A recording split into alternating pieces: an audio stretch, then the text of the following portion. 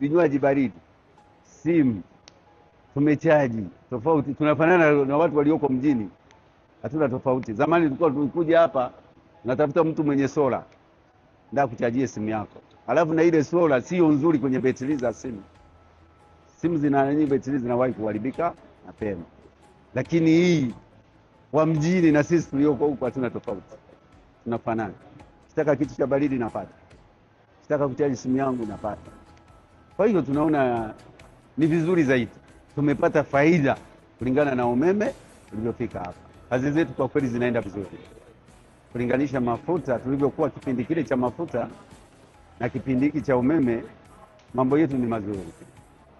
Kipindi kile tulikuwa wakati tunatumia mafuta ya laki yalikuwa yanatumika kwa muda wa siku moja, lakini kwa sasa hivi laki moja inaweza ikatumia hata siku 3. Kwa umeme ukiweka wa laki 3 wa laki moja unatumia kwa siku 3. Inawezekana na hata siku 4 unaweza ukatumia, kwa sababu tegemea na jinsi ya mzunguko wa kazi. Lakini kwa mafuta ulikuwa ukitumia laki moja kwa siku inaisha, na kesho inatakiwa utumie laki moja. Kwa hiyo inaonekana kwamba hapa uzalishaji baada ya kuingia umeme umekuwa vizuri. Mfano kama hii mashine inatumia mifuko 5 hadi 6. Lakini kipindi kile tulikuwa tunatumia mifuko 2 kwenye makarasha madogo kama haya. Lakini hili inatumia mifuko 5. Unashusha, unaweza kuzungusha kwa muda wa dakika 50 kwa shusha, au dakika 40 kutegemea na mawe yanavyo kuwa na ugumu wake. Lakini kama ni maraini, dakika 40 mifuko 5 unashusha. Ikiwa magumu mifuko 5 dakika 50 unashusha.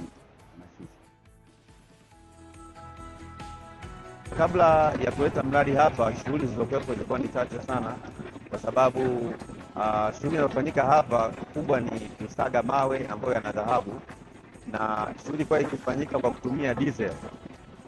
Kwa hiyo uzalishaji ulikuwa mdogo, lakini baada ya kufika mradi huu uzalishaji umeongezeka, na vivyo vimezidi kuvutia watu wengi zaidi kuja kuweka makrasha.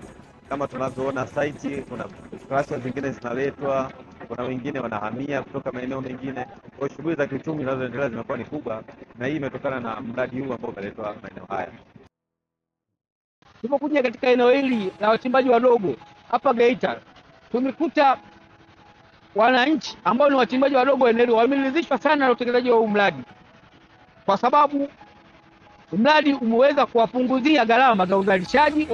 Awali walikuwa wanatumia dizeli kufanya uchenjuaji wa madini, lakini sasa hivi wanatumia umeme kufanya uchenjuaji. Kwa maana hiyo uzalishaji umeongezeka, na gharama pia zimeongezeka, na mapato yameongezeka. Kwa maana hiyo uchumi wa wananchi wa mkoa wa Geita na maeneo mengine yanayoshughulika na masuala ya madini, kusema kweli, kupitia msaada mkubwa sana ambao Mheshimiwa Rais anautoa kwa wachimbaji wadogo, mapokeo ni makubwa sana, wanamshukuru sana.